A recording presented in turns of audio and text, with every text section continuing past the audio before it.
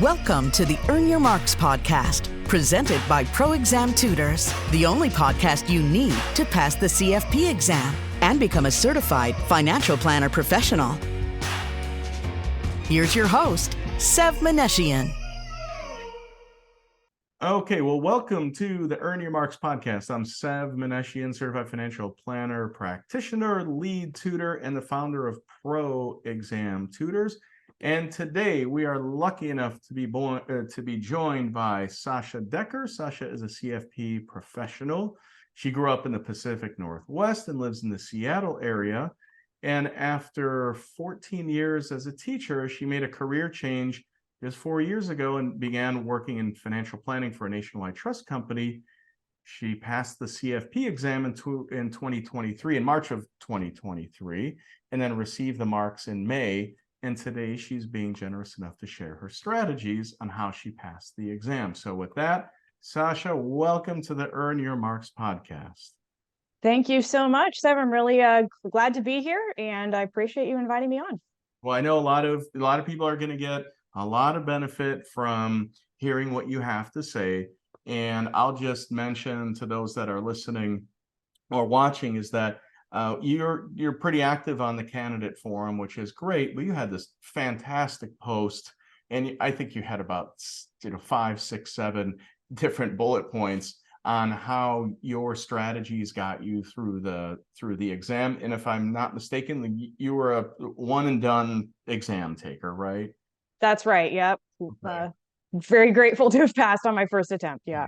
Yeah, because it's a heck of an exam. If you've taken it at all, you know how tough it can be.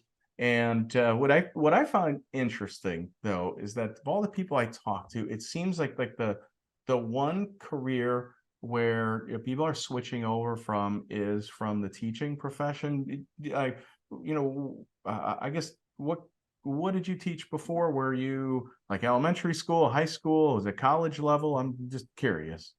Yeah, it is interesting. I think I have seen multiple people make a change from teaching to financial planning, which in some ways it's not surprising because as financial planners, we are educating our clients and we are taking the opportunity to teach them. And so the skills are pretty transferable. I was actually primarily an elementary school teacher, although I also had private tutoring off and on that I did anywhere from full-time to just a couple hours a week. So I private tutored students of all ages up through high school. Okay. But my primary focus was I was a 4th grade classroom teacher for a number of years. So. Oh, got you. Okay, and currently, so my daughter's in 4th grade. So oh, nice. It's a good age. My oldest is in 4th grade, I should say. So, oh, that's cool. Okay, now that's like that is a. I guess what's the word we're looking for? That it's almost like a seamless transition going from a teacher to a certified financial planner practitioner, because we, like you said, we're educators at the end of the day. And I think if you have a little bit more of a education background, it certainly helps in the financial services industry for sure. So speaking of the industry, how did you get interested, particularly in the financial services industry, coming from a teaching background?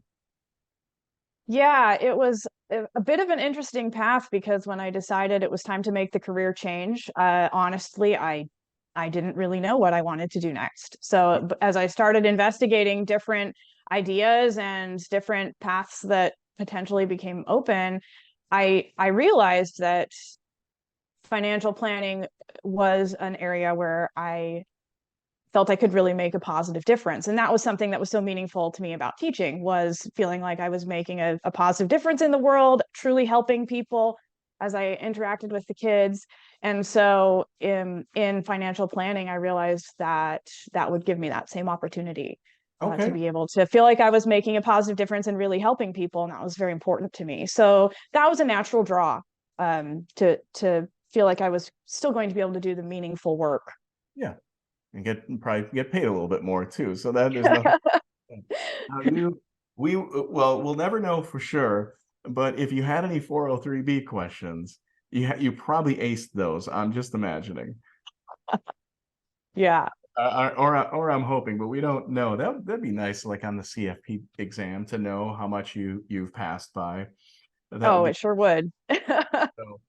So I imagine, yeah, those 403B questions probably didn't pose too much of a challenge for you. But now, speaking of challenges, coming from a background as a teacher or just any sort of career changer, let's say, what were the most challenging parts, or let's say the topics? Where did you struggle the most? I can guess, and I can probably guess with a good degree of accuracy, but I just want you to explain, like, to the listeners, okay, where did you get tripped up? And then before we get into your whole study regime, I guess, or regiment, what was the biggest challenge for you, let's say? Sure, yeah. Well, to be completely honest, I came into the field and I did not know anything, Oh, except that I wanted to learn it. okay. So as I began my role, I came in as an administrative support type of a person at my trust company, and I learned it from the ground up. So I began the certification coursework very, very soon after joining the company. And I can't really say that there was one subject area that was the most difficult because honestly, they were all completely new. Yeah, there's There were some that I found more interesting than others, but as far as the difficulty level, I would say um, they were all equally fresh material to me. So they were all painful topics to go through and learn. there were painful elements to all of them, but also very interesting elements to all of them. And obviously, as you know, extremely practical. So Mhm. much practical Right. knowledge that I could apply to my own life. I mean, I remember after taking the insurance class, I immediately investigated all my own insurance policies and I tuned a bunch of things up because I was like, hey, I've learned some stuff. I insurance is something most people have in this country on some level, some type, at least auto, if nothing else.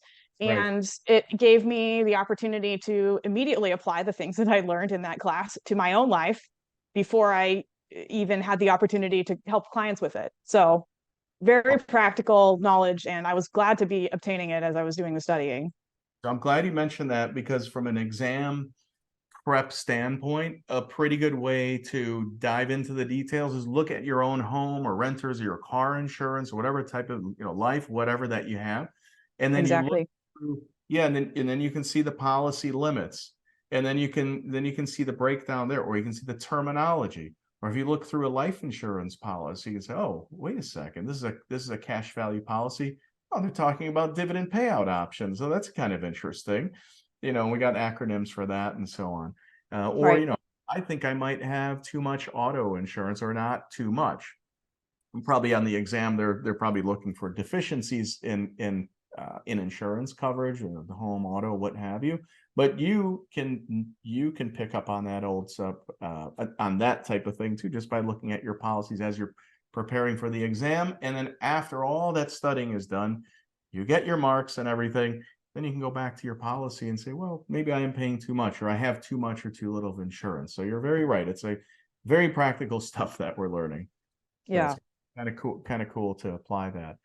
Um, okay, so you get interested in the industry. You're going to make this move to study for the CFP exam, and now it comes down to picking a provider. And you can mention the provider. You don't have to. It doesn't. I don't think it really matters. But did you have a list of the top two or three, or did you have a friend or colleague that went through and said, okay, I went through Kaplan or Zahn or something like that, and then you just hopped on with one of those providers? Or did you do a pretty good amount of research before you signed up? Yeah, good question. I honestly went with the recommendation of a couple of my colleagues. Two of my colleagues who had most recently passed the exam, they passed in 2019, so shortly after I had joined the company. Uh, they both recommended Zahn. They Okay. spoke very highly of just the way that it prepared them, and they did the live review through Zahn.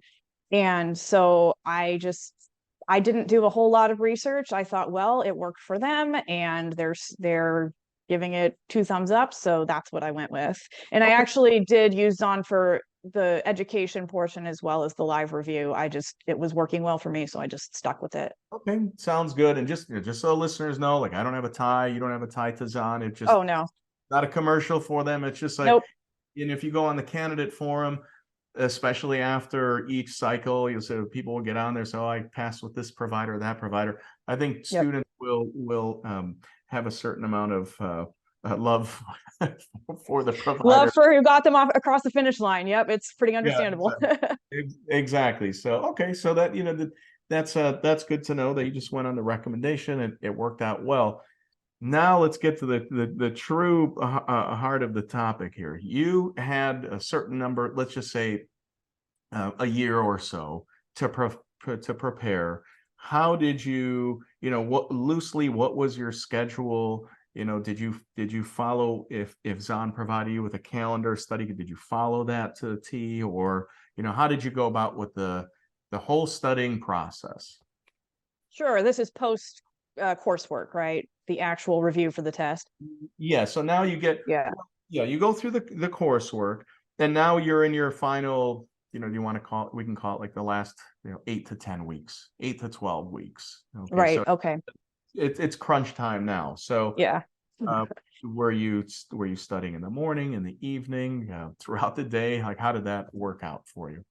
Sure, yeah. So I took the exam in March, and really by the end of September or so about 5 months in advance, I was getting started on my actual review study. I didn't want to cram.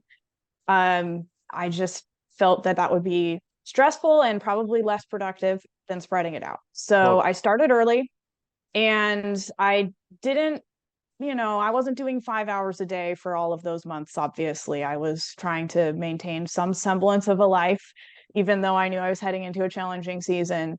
I tried to be sure to study every single day. And for myself, honestly, I found the morning hours very helpful. I know a lot of, I've heard others say that 1 hour in the morning is worth 2 hours in the evening. And honestly, I believe that is true. And I'm saying that as someone who is not a morning person.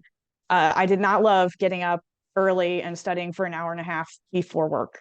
But how early was early, if you don't mind me asking? Like, how early was early? Around, for me, 6 a.m. is early. Okay. Gotcha. So let's just say, somewhere between 5:45 and 6 was usually when I was getting up and getting going on my study. Okay. And I felt that was really valuable, not only because there's no distractions in the morning, it was just quiet around my house and I could just really focus in on what I needed to do, but it was also helpful for those days when the work day itself was really stressful because I was still working my full-time job, of course. And sometimes after a long day at work, you just really don't feel like putting in 2 hours in the evening of study. And so when that happened, it was not a stressor because I knew I'd already put in my couple of hours in the morning. And if I had the energy to do another hour at 7 p.m., that was fine. But if I didn't, that was also okay. You had the work in, you can check the box for that day, and anything that you do in addition to that, that's great. But if not, you got the work in. Right. And I had a goal of studying for at minimum 200 hours because that tends to be the number tossed around as if you want to succeed, if you really want to increase your chances of succeeding, you need to hit the books at least 200 hours. And so that was my goal. And I think it's fairly typical in this profession. Obviously, not everyone's the same, but a lot of us are planner personality types, right? In addition to being financial planners, who enjoy spreadsheets or keeping track of numbers. And I was definitely one of those. So I kept track of how many minutes I put in every day. Wow. And I periodically added them up to make sure I was on track for my 200 plus. I love it. I think I ended up with about 210 or something like that. So, and that doesn't include the live review 40 hours during the intensive weekend, but that includes just my own study. Okay. And so, and if we have, anyone listening or watching that is, let's say, kicking the tires, so to speak, on getting the CFP exam behind them or sitting for it, when you talk about the 200 hours, you are there's an education component that we go through. And then there's this, I called it like the 8 to 12 weeks Right. before the final stretch. So just to be clear, you're talking these 200 hours are like the 200 hours in that 8 to 12 week span where we're putting in all those hours to get prepared to sit for the exam. You're Right. leaving the Right. education component out of it. Correct. Yeah, Okay. I didn't, that doesn't include the education. I did spread it out, like I said, for longer than 8 to 12 weeks. I was, let's Yeah. say more like 20. Okay. Yeah. So, in the earlier period of that, I was trying to do about 10 hours a week. Yeah, and I think you're the way you went about doing it is fine. I mean, it worked out obviously. The nice thing too, and I don't know how it is like in your little I guess area of the industry, but business kind of starts to slow down, around mid-December, and then Right. Thanksgiving and Christmas and all of that. And then we get the New Year, and then the year kicks in, obviously, and then we're off to the races again. But did you have a slowdown, let's say toward the end of the year where you were studying more? Maybe a bit. Yeah. I mean, I was still putting in my time at the office, of course. Yeah.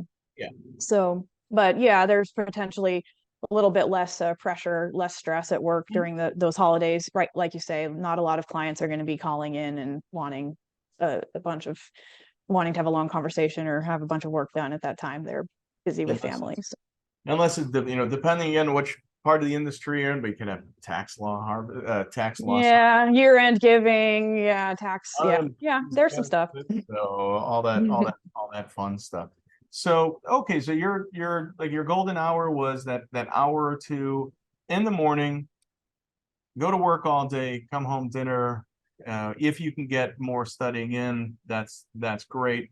Uh, if when it came to the weekends, were you doing time on Saturdays and Sundays? Were you taking Sunday, like Saturday or Sunday off to relax a little bit? Like, how did the weekends turn out? Yeah, no, I did. I decided as soon as I headed into this season, Mm-hmm. that I needed a day off every week. And that was just very practical for preserving some semblance of sanity, which is hard enough as it is in this season. And I needed to have a day where studying wasn't an option. So I could do things like hang out with my friends, get some stuff done around the house or yard, read a book, watch a movie, just relax. So I used Sundays for that. So I would study on Saturdays, maybe a little bit more, maybe let's say 3 hours or something like that. But I would try to still do some non-work things on Saturdays as well. I never did a marathon 8-hour study session. To me personally, that just didn't seem like it was going to pay good dividends. No. And then Sundays were off. And I actually did, until the week or two before the test, I actually also took Friday evenings off because I Good. told myself Saturday I can study as much as I feel I need to. Friday evening is, happy hour with my coworkers, or going out for a movie to see a movie with some friends, or having people over for dinner or something like that. Just something social, non-stress, and then I'll make up for it on Saturday if I feel I need to. I So Friday evenings and Sundays were my sanity time. Those are sanity days. See, I didn't Yeah. those, and I've mentioned it in other episodes. Like I if I had to do it again, thank God I'm not going to have to, or at least I don't think so. But if I had to do it again, I would take a day off, because I went from January all the way through September is when the coursework was over, and then I had or end of August, so maybe then I had September and October and a little bit of November, and I had 2 days off the whole time. Like I Oh, just yeah.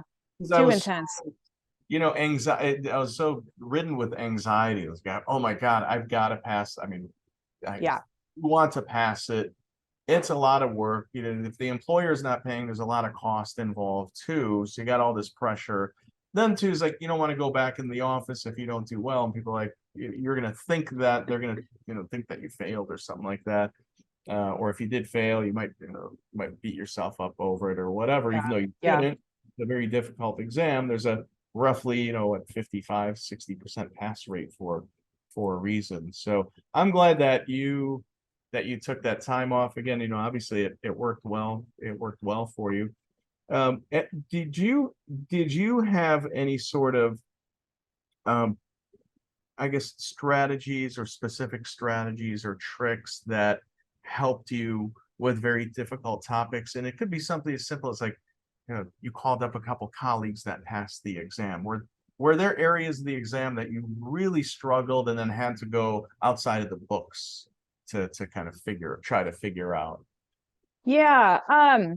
I there are a few different ways I approached that, but I would say honestly the most helpful thing you mentioned colleagues. I formed a study group with several guys in my area who I actually found on the candidate forum. Oh, nice. I had posted on there and I said, hey, I'd really love to meet up with some other people in my area who are studying for this. And I know a lot of people do Zoom study groups. To me, I just really wanted face to face. I just thought I spend so much time on Zoom for work anyway. I'd like to sit across Right. with people. The So I real connected with so I connected with three guys who live in my area, Okay. and we met weekly. Sometimes we were on Zoom, but we tried to do it in person when we could. And they were really great. When you're sitting down a group of four people, everyone's going to have different strengths in different areas where they struggle or find it confusing. And we started by going through each of the subject areas, one per week, and talking over practice questions, especially ones that gave us difficulty. And then after that, after we had completed going through all of those, then we just started, when we would get together, we would bring topics like, hey, this area is confusing to me. I'm struggling to comprehend, or I need some strategies for remembering how to do this calculation. And we would just share with each other, give each other the chance to explain our thought processes, because explaining something out loud to someone else is a very good way to remember it when you're feeling a little fuzzy on it. So we would, and then they were also just great moral support. I mean, we were all facing the same challenge, and we all understood each other's stress levels and just what each other was experiencing. So being able to collaborate with those guys, and help each other out in areas where we were struggling was really valuable. And honestly, it's been really cool since. So all four of us passed, which was very exciting. Going into it, we were kind of like, oh man, statistics are against us, 4 out of 4. Yeah, it's like two of us won't be, two and a quarter of us won't be here or will be here. And it was funny, the day the first one of us went to his test, we had all agreed beforehand we weren't going to talk about how we did until we were all done, because we didn't want to, put pressure on each other. It was stressful enough. And then there was this, but we asked him to just tell us about the practicalities of, checking in at the testing center and stuff like that, just to get a sense for it. So there was an email came in from him at like 2:30 p.m. his test today, and he just finished it off with something like, go get him, you got this. And so everyone else, of course, was like, you passed, right? You passed. Oh, nice. So it didn't stay secret for long. We were all too excited to share. But anyways, the really cool thing about it is we're actually still in touch, and we're actually meeting up monthly.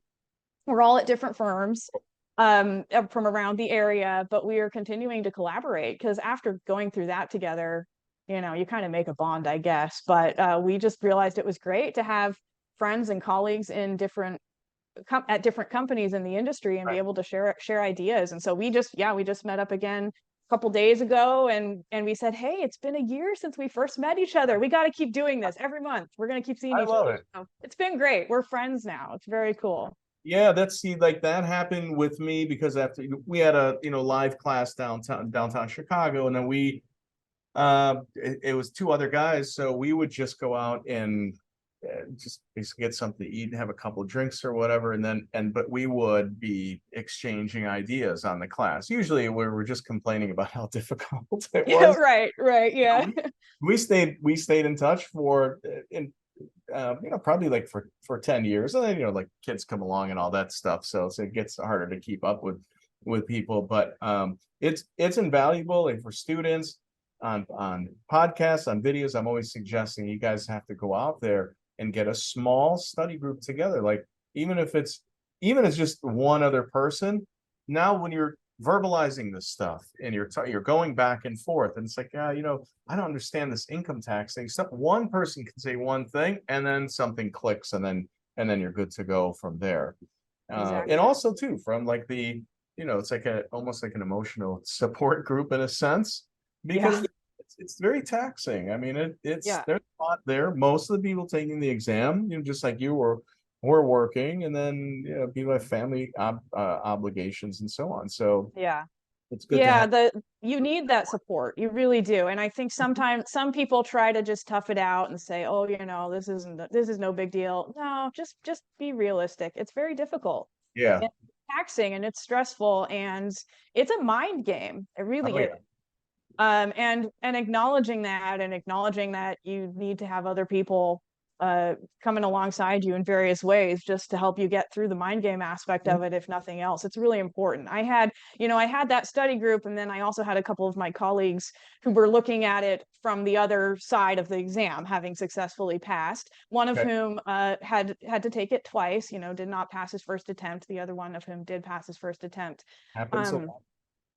and both of them were just also invaluable, coming at it from the perspective of this is doable, but also understanding where I was at in terms of the stress and being able to coach me through and, laugh about some of the complexities of some of the Right. questions and just give me some moral support and encouragement from the perspective of someone who had already made it successfully through, because you need that role model who is living proof that this thing can be beaten. Right. And understands where you're at, and so their support was extremely valuable to me too. I would just sometimes stick my head in one of their offices and just say, I'm losing my mind, I'm so I, stressed, I'm losing my mind.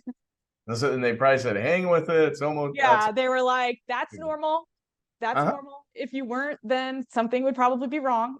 Yeah. See, like I was not in a class where I actually had a very interesting class where two grown adults were at each other's throat. It was like very uncomfortable, but they're at each other's throats. I mean, I'm like, okay, you guys have to settle down, so much so that they actually kicked one student out of the class. That's how interesting it got. So The stress was coming out. Yeah.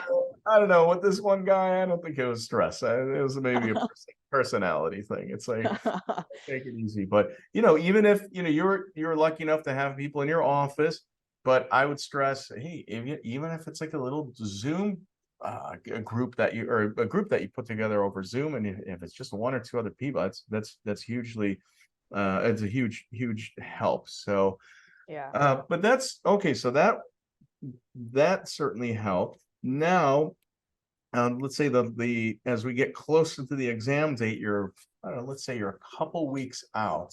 Were you still on your hour to two in the morning, or did you really ramp things up, 2 to 3 weeks out, let's say? Did anything change a lot? Yeah, so the last few weeks I ramped it up quite a bit. I was still doing my hour and a half or so in the morning, but then I was also ensuring that I did, let's say, another hour and a half in the evening. Okay. And then I had my live review session pretty close to my exam date. I got home from my live review about 10 days before my test. So it was Okay. kind of coming up on real crunch time. I had to fly to my live review. There wasn't a Zon one offered in my area. So I Okay. flew to San Francisco for that, and I was down there for the 4 days, the four 10-hour days, which was actually quite nice. And what? I mean, honestly, because there was nothing else to do but just soak it in during those sessions. And, I was just at the hotel and I was able to really stay focused. And Nice. the instructor was great. So, that was a really positive experience, even though it was stressful. And then Mhm. when I got home from that, my provider had a lot of additional practice questions to do, and I had my live review book to go back through and review all my notes from that. So during those last 10 or so days before the test, my manager was very gracious in allowing me to come into work late. So I came in 2 hours later. And I would highly recommend that people who are preparing for this test talk with their manager about something like that. During those last few weeks, there need to be, if at all possible, there need to be some accommodations made, and your manager wants you to pass, obviously. So, he or she is That's probably going to be willing to work with you. absolutely. So my manager allowed me to come in 2 hours later than our usual opening time. So I was able to spend about 4 hours a morning studying during those last 10 days. Okay. And that allowed me to do all the additional practice questions that I had post live review and review my notes and then go through everything. So I did that. And then honestly, the day before the test, I had been advised to do this and I did. I took it off Right. as in off studying. I still went into the office for a few hours, but I decided, I've learned everything I can learn, and I'm as ready as I'm gonna get. And so that final day was just a day off, and I felt a little bit at sea because I was like, "What am I doing? I'm not studying. What's happening?" I know it feels weird, and you feel anxious, and you're like, I got to study up to the last minute. Because I have to tell you, the day before, and I always just advise students, I'm like, look, just take that last day off before Yeah. you need the rest. I think I looked at a handful of note cards in the morning the day before. I'd taken the day off. Yeah. I looked at like, I don't know, maybe 2 or 3, and I go, if I don't know it now, forget it.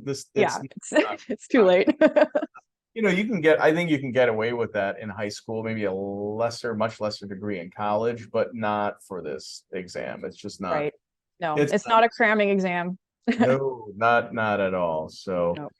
but great. Well, I think, I mean, what you've shared are some excellent strategies and tips. Are there any final things that you want the listeners to know, or anything that you can impart on them that might get them over that very difficult exam, or or do you think that's, I don't know if you can reach way back. I don't know if it's painful to reach back to see, but I mean, looks like you had a great um, let's say a 5-month plan. It's usually about 8 to 12 weeks, but for you, by taking that little bit more time, it certainly worked out. You kept yourself mentally focused, mentally sharp, and then you kept yourself from getting exhausted emotionally or mentally, or however you want to say it. So I guess any last words of advice for those that are listening? Yeah, I would say this exam can be passed, but it's a slog. I mean, and you have to be realistic, and you have to hold yourself to realistic standards. Yes, you're going to have to work very hard, and you better work very hard if you want to pass, because it's no joke. But on the other hand, you need to be kind to yourself. If you're not kind to yourself, it's going to fall apart. Because it's very difficult, and it's okay to feel like you're going to fall apart while you're taking this. And that's what I've been telling the people that are in that I've encountered that are in my life that have this exam still in their future is, because I remember so many times while I was preparing for this, I've always been a pretty focused studier. So getting the hours in, that was just a grind, but that was fine. I knew it was just a season. But the mental and emotional stress, I would say, came as a surprise to me, because I've always just been, I'm generally pretty tough minded and that type of thing. And I just didn't know how difficult it was going to be. Like I said earlier, the mind game aspect. So I would say just an awareness that that's an element to this test, and you need other people around you to support you to get through that side of the grind. It's definitely certainly possible. I mean, to switch careers. We have a lot of career switchers. I mean, you were in a totally different career as a teacher. I mean, you're teaching 10-year-olds, and then I mean, now you pass this exam. So I know we've talked about how difficult it can be, but really, you can come from any background. And for sure. Uh, If I can do it, anyone can do it. Because like I said, I mean, I didn't know anything when I first joined the field. And obviously, like I said, I was working in administrative support while I learned it. But, after I started my administrative support job at this trust company, honestly, the first thing I did was go out and buy investments for dummies. great. I was like, I don't know anything. I got to start learning this stuff, So this was before I started my CFP coursework, obviously, but you have to start somewhere. And like I say, and like you say, it's definitely, it is doable for a career changer. No doubt. And it's great. It's a really rewarding field to change into. I think it's interesting. I know a lot of people make a career change into financial planning, and I was pondering why recently. And I think it's a great field to move into because it requires a lot of work. It requires a lot of study. It's not just a slapdash, I can move into this with no practice and no preparation. It's not like that at all, but it's also doable. It's not like deciding to become a surgeon when you're 40. Yeah. You can do it, and you can become successful and knowledgeable and an expert in the time that you have left. So in your career, pre-retirement. So Excellent. It's a great field to move into. You're absolutely correct. Very well said. And Sasha, I definitely thank you very much. I know those listening and watching, thank you very much for sharing your strategies on how to pass the CFP exam. Regardless of your background, like you said, or your credentials, you can do this. And then I just want to give a reminder, if those of you listening, watching found this information to be helpful, please let me know with a like and a comment. I'd love to hear from you. If you know someone that can benefit from this knowledge, please be kind, share this with them as well. And thank you again, and good luck to all of you. Good luck to you, Sasha. It was great having you on. I'm sure we'll talk again sometime soon. Thank you so much for having me. It was a pleasure. Same here. Take care.